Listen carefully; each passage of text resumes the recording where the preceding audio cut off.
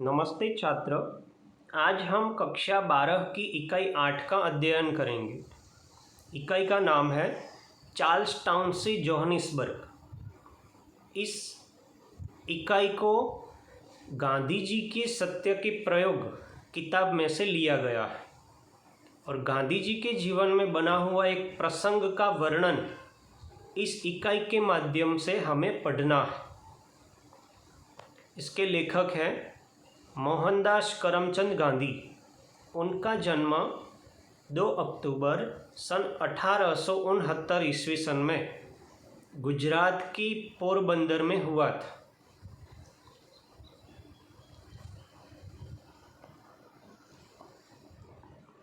प्रारंभिक शिक्षा उन्होंने राजकोट में ली थी। बैरिस्टरी की पढ़ाई उन्होंने इंग्लैंड में की तथा दक्षिण अफ्रीका में वकालत के लिए गए।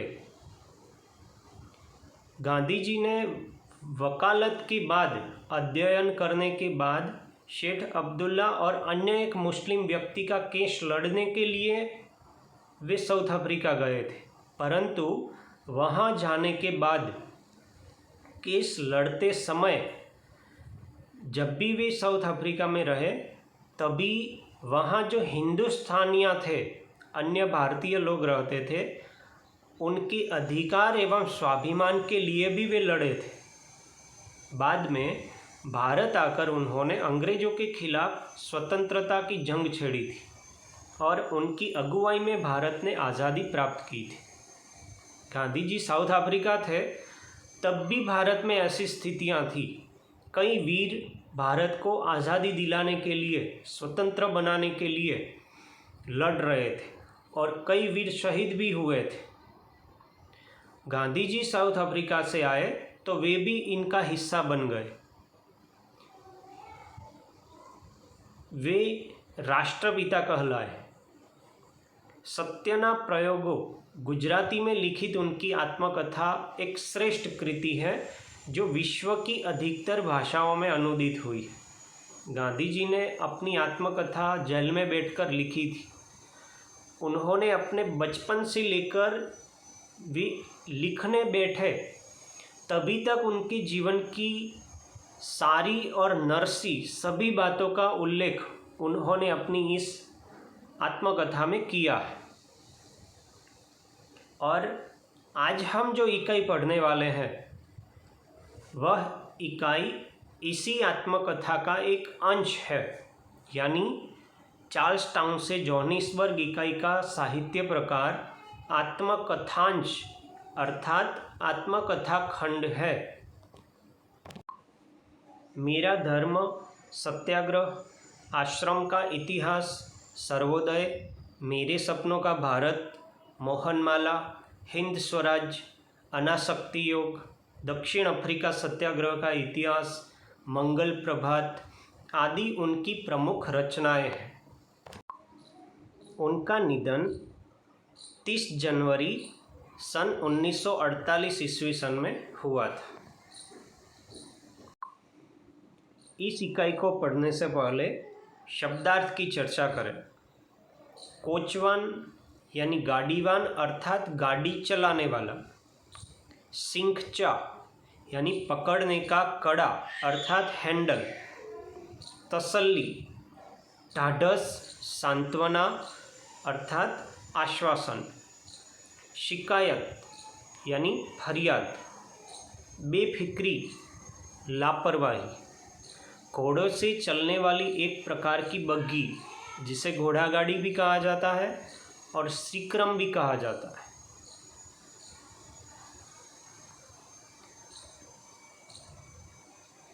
नीरा अजनबी तो बिल्कुल अपरिचित अर्थात अनजान। नियत, इरादा। झुंझलाना यानी परेशान होना और बेचैन होना। टाटकी बनी अनाज भरने की थैली, उसे बोरा कहा जाता है। नाहक, व्यर्थ और बेवजह। तसल्ली यानी राहत। होटेंटाट दक्षिण अफ्रीका की एक भाषा। होटेंटाट भाषा बोलने वाला नौकर उसे हॉटेनटाट नौकर कहा जाता है। हिसाब किताब रखने वाला कर्मचारी यानी मुनीम, किसी के लिए माल खरीदने और बेचने वाला आदमी, उसे गुमाश्ता कहा जाता है। मुनासिब यानी उचित अर्थात ठीक। आज हम चार्ल्स टाउन से जोहानिसबर्ग के बीच गांधी जी को जो रंग भेद की नीति का सामना करना पड़ा, उसी प्रसंग के बारे में अध्ययन करेंगे। इस इकाई को पढ़े उससे पहले मैं आपको एक बात बताना चाहता हूँ। साउथ अफ्रीका के राष्ट्रपति रह चुके नेल्सन मंडेला, वे इस नीति के लिए, इस नीति को दूर करने के लिए, रंग भेद की नीति को जड़ से नष्ट करने के लिए वे 28 साल तक जेल में रहे थे। यानी आज की जो परिस्थितियां हैं, ऐसी परिस्थितियां में रंग भेद की नीति का जो मुद्दा था, मामला था, ये बरसों से चला आ रहा है। और आज भी हमारे देश के लोग भी अन्य देशों में घूमने जाते हैं या कोई कार्य के लिए जाते हैं तो उनको भी कभी कभी ऐसी स्थिति का सामना करना पड़ता है। हम जो बात कर रहे हैं, ये गांधी जी, हम जो उनकी तस्वीर देखते हैं, ऐसे गांधी नहीं थे। ये गांधी ऐसे थे कि वे वकील बने थे और वकील बनने के बाद उन्होंने काला कोट भी पहना हुआ था। यानी वे सामान्य व्यक्ति की तरह नहीं लग रहे थे। फिर भी साउथ अफ्रीका के लोग उनके लोगों से हमारे भारतीयों को तुरंत पहचान पाते थे और सभी लोगों से हम अलग पड़ते थे, इसीलिए वे हैरान करते थे। ऐसी ही हैरानी का सामना गांधी जी को हुआ था। गांधी जी को ऐसी ही परिस्थिति का सामना करना पड़ा था। उसका वर्णन इन्होंने सत्य की प्रयोग किताब में लिखा था और इसे हम आज पढ़ेंगे। ट्रेन सुबह चार्ल्स टाउन पहुंचती थी। उन दिनों चार्ल्स टाउन से जोहानिसबर्ग पहुंचने के लिए ट्रेन नहीं थी, घोड़ों की सिक्रम थी, यानी घोड़ा गाड़ियाँ भी वही थी और बीच में एक रात स्टैंडर्स्टन में रुकना पड़ता था। साउथ अफ्रीका के चार्ल्स टाउन से जोहानिसबर्ग के बीच का अंतर गांधी जी को सिक्रम के सहारे ही पार करना था। तो घोड़ा गाड़ी से जाते समय लगने से एक रात्रि का समय गांधी जी को स्टैंडर्स्टन में भी बिताना पड़ता था। मेरे पास सिक्रम का टिकट था। गांधी कहते हैं कि मेरे पास घोड़ा गाड़ी में बैठने के लिए टिकट भी था। मेरे एक दिन देर से पहुंचने के कारण वह टिकट रद्द नहीं होता था। इसके सिवा अब्दुल्ला सेठ ने सिक्रम वाले के नाम चार्ल्स टाउन के पते पर तार भी कर दिया था। अब्दुल्ला सेठ यानी जिसका केस लड़ने के लिए गांधी जी साउथ अफ्रीका जा रहे थे, तो उन्होंने भी गांधी जी के इस टिकट के बारे में एक संदेशा भिजवा दिया था, पर उसे तो बहाना ही खोजना था। इसलिए मुझे नीरा अजनबी समझकर उसने कहा, आपका टिकट तो रद्द हो चुका है। मैंने उचित उत्तर दिया, पर टिकट रद्द होने की बात तो मुझे दूसरे ही कारण से कही गई थी। टिकट रद्द हुआ ऐसी बात जब गोरे ने गांधी जी को बताई तो उसका मामला यही स्थिति का था। वे उसी आवाज़ में, उसी भाषा में बोले थे जो रंग भेद की नीति की बातें हम करते हैं।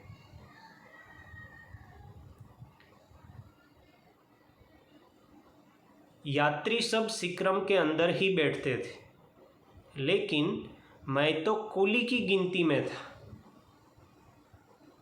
साउथ अफ्रीका में जब गांधी गए थे तभी हमारी भारतीयों की स्थिति ऐसी ही थी कि वे हमें कुली की तरह मानते थे। कुली यानी जो रेलवे स्टेशन पर मजदूरी का काम करता है, थैले बैग उठाने का काम करता है, ऐसे लोगों में वे लोग हमें गिनते थे।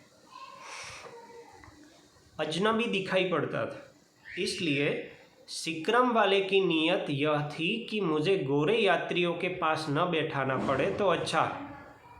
सिक्रम के बाहर अर्थात कोचवान की बगल में दाएं बाएं 2 सीटें थी। उनमें से एक पर सिक्रम कंपनी का एक गोरा मुखिया बैठता था। वह अंदर बैठा और मुझे कोचवान की बगल में बैठाया। गांधी जी की जगह सिक्रम के अंदर थी, परंतु फिर भी जो कोचवान था, गाड़ी का व्यक्ति था और मुखिया था, उसने गांधी को चाहकर कोचवान के पास बैठाने का गांधी को बताया। जहाँ पर कोचवान की जमणी और डाबी बाजू, दाई और बाई बाजू जो जगह होती है, सीट होती है, उसमें गांधी को बिठाया। वह अंदर बैठा और मुझे कोचवान की बगल में बैठाया। मैं समझ गया कि यह नीरा अन्याय है, घोर अन्याय है और अपमान है, पर मैंने इस अपमान को पी जाना उचित समझा। गांधी जी तभी कुछ बोलते नहीं। उन्होंने इसी अन्याय को, इस अपमान को सहन किया। मैं जोर जबरदस्ती से अंदर बैठ सकूं ऐसी स्थिति थी ही नहीं, पर मैंने इस अपमान को पी जाना उचित समझा। अगर तकरार में पड़ूं तो सिक्रम चली जाए और मेरा एक दिन और टूट जाए, और फिर दूसरे दिन क्या हो सो देव ही जाने। गांधी जी को लगा कि मैं जो इसी स्थिति का सामना करूंगा, उनसे लड़ने के लिए या उनको बताऊंगा कि ये मेरे साथ आप गलत कर रहे हैं, तो वे लोग मारे या वहाँ पर गांधी को उतार भी दे, ऐसी भी स्थिति हो सकती थी। तो गांधी जी ने सोचा कि ये मैं अपमान सहन कर लेता हूँ, और काश मैं इनको बताऊंगा तो मैं कल भी ऐसी स्थिति होगी, ऐसा मुझे क्या पता। इसलिए मैं समझदारी से काम लेकर बाहर बैठ गए, पर मन में बहुत झुंझलाया।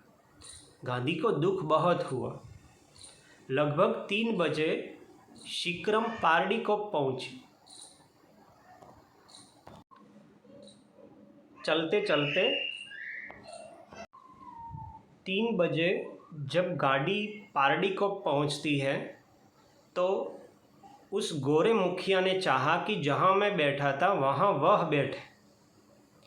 यानी गोरा जो व्यक्ति था उसे गांधी को हैरान करना था। गोरे व्यक्ति ने गांधी जहां बैठे थे वहां पर बैठने का सोचा। उसे सिगारेट पीनी थी, थोड़ी हवा भी खानी थी, इसलिए उसने एक मैला सा बोरा जो वही कोचवान के पास पड़ा था उठा लिया और पैर रखने के पटिए पर बिछाकर मुझसे कहा, सामी तो यहाँ बैठ। गांधी को इस गोरे ने सामी शब्द प्रयोग किया, यानी जो हल्की भाषा ये गोरे लोग भारतीयों के लिए और अन्य देशों की श्याम वर्ण के लोगों के लिए उपयोग करते थे। गांधी को इस गोरों ने उसी बोरे के ऊपर बैठने के लिए कहा। मुझे कोचवान के पास बैठना है। मैं इस अपमान को सहने में असमर्थ था। गांधी जी अब इस अपमान को सहन करें ऐसी स्थिति में नहीं थे। इसलिए मैंने डरते डरते उससे कहा, तुमने मुझे यहाँ बैठाया और मैंने वह अपमान सह लिया। मेरी जगह तो अंदर थी, पर तुम अंदर बैठ गए और मुझे यहाँ बैठाया। अब तुम्हें बाहर बैठने की इच्छा हुई और सिगारेट पीनी है, इसलिए तुम मुझे अपने पैरों के पास बैठाना चाहते हो। मैं अंदर जाने को तैयार हूँ, पर तुम्हारे पैरों के पास बैठने को तैयार नहीं। ऐसा गांधी उस गोरे को बता देते हैं। मैं मुश्किल से इतना कह पाया था कि मुझ पर तमाचों की वर्षा होने लगी। जैसा ही गांधी ने बोला, तुरंत इस गोरे ने गांधी जी को थप्पड़ मारने शुरू कर दिए और वह गोरा मेरी बाह पकड़कर मुझे नीचे खींचने लगा। बैठक के पास ही पीतल के सिंकचे थे, पीतल से बना हैंडल था। मैंने भूत की तरह उन्हें पकड़ लिया। ज़ोरों से उस हैंडल को गांधी ने पकड़ लिया क्योंकि वे नीचे गिर न जाए। निश्चय किया कि कलाई चाहे उखड़ जाए पर सिंकचे न छोड़ूंगा। गांधी जी ने मन में गांठ बांध ली कि मैं इस कलाई को नहीं छोड़ूंगा। मुझ पर जो बीत रही थी उसे अंदर बैठे हुए यात्री देख रहे थे। ये सारी बातें, सारी घटना अंदर बैठे हुए अन्य गोरे और साउथ अफ्रीका के यात्री देख रहे थे। वह गोरा मुझे गालियां दे रहा था, खींच रहा था, मार भी रहा था, पर मैं चुप था। वह बलवान था और मैं बलहीन। गांधी जी कहते हैं कि वे गोरा जब मुझे गालियां दे रहा था, मार रहा था और खींच रहा था, तो वे मुझसे ज़्यादा शक्तिशाली था। यानी मैं उस समय कुछ नहीं कर पा रहा था। यात्रियों में कईयों को दया आई और उनमें से कुछ बोल उठे, अरे भाई, उस बेचारे को वहाँ बैठा रहने दो, उसे नाहक मारो मत। उसकी बात सच है, वहाँ नहीं तो उसे हमारे पास अंदर बैठने दो। गोरे ने कहा, हरगिज नहीं। गोरा बोलता है कि मैं कभी इस गांधी को अंदर नहीं बैठने दूंगा, पर थोड़ा शर्मिंदा वह ज़रूर हुआ। अतएव उसने मुझे मारना बंद कर दिया और मेरी बाह छोड़ दी। सभी लोगों के कहने के बाद इस गोरे ने गांधी को छोड़ा। 2-4 गालियां तो ज़्यादा दी, पर एक हॉटेंटाट नौकर दूसरी तरफ बैठा था। हॉटेंटाट नौकर यानी हॉटेंटाट भाषा में बोलने वाला एक नौकर, एक व्यक्ति, वे दूसरी तरफ बैठा था। उसने अपने पैरों के सामने बैठाकर खुद बाहर बैठा। यात्री अंदर बैठ गए। शीघ्रम चली। मेरी छाती तो धड़क ही रही थी। फिर भी गांधी जी को तो वही चिंता थी कि ये गोरा मुझे कुछ करेगा। उनको डर था। मुझे शक हो रहा था कि मैं जिंदा मुकाम पर पहुंच सकूंगा या नहीं। गांधी को ऐसा हो रहा था कि मैं जोहानिसबर्ग पहुंच पाऊंगा या नहीं पहुंच पाऊंगा। वह गोरा मेरी ओर बराबर घूरता ही रहा, उंगली दिखाकर बड़बड़ाता रहा, यानी आंखें निकालकर उंगली बताकर गांधी को डराता रहा। कहता है, याद रख, स्टैंडर्स्टन पहुंचने दे, फिर तुझे मज़ा चखाऊंगा। मैं तो गूंगा ही बैठा रहा और भगवान से अपनी रक्षा के लिए प्रार्थना करता रहा। गांधी जी इतने डरे हुए थे कि वे गूंगा उनको मारने के बाद भी बैठे बैठे भी घूरता रहता। अब रात हुई, स्टैंडर्सन पहुँचे। कई हिंदुस्तानी चेहरे दिखाई दिए। स्टैंडर्सन पहुँचते ही गांधी जी को भारतीय लोग नज़र आए। मुझे कुछ तसल्ली हुई, राहत हुई। नीचे उतरते ही हिंदुस्तान भाइयों ने कहा, हम आपको ईशा सेठ की दुकान पर ले जाने के लिए ही खड़े हैं। हमें दादा अब्दुल्ला का तार मिला है, यानी संदेश मिला है। मैं बहुत खुश हुआ। उनके साथ सेठ ईशा हाजी सुमार की दुकान पर पहुंचे। सेठ और उनकी मुनीम गुमास्तों ने मुझे चारों ओर से घेर लिया। मैंने अपनी बीती सुनाई। गांधी जी को जो बीती घटना थी, वे सारी घटना गांधी उनको बताते हैं। वे बहुत दुखी हुए और अपने कड़वे मुनीम गुमास्तों ने और अपने कड़वे अनुभवों का वर्णन करके उन्होंने मुझे आश्वस्त किया। लोगों ने भी गांधी को जो कड़वा अनुभव हुआ था उसके बारे में उनको सांत्वना दी। मैं सिक्रम कंपनी के एजेंट को अपने साथ हुए व्यवहार की जानकारी देना चाहता था। गांधी जी को जो तकलीफ हुई, ऐसी तकलीफ अब उनको और दूसरे लोगों को ना हो, इसीलिए उन्होंने इस सिक्रम कंपनी का जो एजेंट है उसको बताने के लिए उन्होंने एजेंट के नाम चिट्ठी लिखी। उस गोरे ने जो धमकी दी थी उसकी चर्चा की और यह आश्वासन चाहा कि सुबह आगे की यात्रा शुरू होने पर मुझे दूसरे यात्रियों के पास अंदर की जगह दी जाए। चिट्ठी एजेंट को भेज दी। एजेंट ने मुझे संदेशा भेजा। स्टैंडर्सन से बड़ी सिक्रम आती है। सिक्रम, यहाँ पर आप देख रहे हैं सिक्रम जो घोड़ों से चलती थी। एजेंट ने गांधी को भी संदेश भेजा कि स्टैंडर्सन से जो बड़ी सिक्रम आती है और कोचवान वगैरह उसमें बदल जाते हैं, यानी जो कोचवान आपको जिसने हैरान किया है वे कोचवान अब नहीं होगा। जिस आदमी के खिलाफ आपने शिकायत की है वह कल नहीं रहेगा। आपको दूसरे यात्रियों के पास ही जगह मिलेगी। इस संदेश से मुझे थोड़ी बेफिक्री हुई। मुझे मारने वाले उस गोरे पर किसी तरह का कोई मुकदमा चलाने का तो मैंने विचार ही नहीं किया था। जिस गोरे ने गांधी को हैरान किया था उसके बारे में गांधी ने मुकदमा चलाने के लिए भी कोई सोच नहीं किया था। इसलिए मार का यह प्रकरण यही समाप्त हो गया। सवेरे ईशा सेठ के लोग मुझे सिक्रम पर ले गए। मुझे मुनासिब जगह मिली और बिना किसी हैरानी में उस रात जोहानिसबर्ग पहुंच गया। गांधी को अच्छी जगह मिली और गांधी जी अंत में चार्ल्स टाउन से जोहानिसबर्ग पहुंच जाते हैं। तो इस इकाई में गांधी जी को जो रंग भेद की नीति का सामना करना पड़ा, उसी स्थिति का यहाँ एक प्रसंग प्रस्तुत था।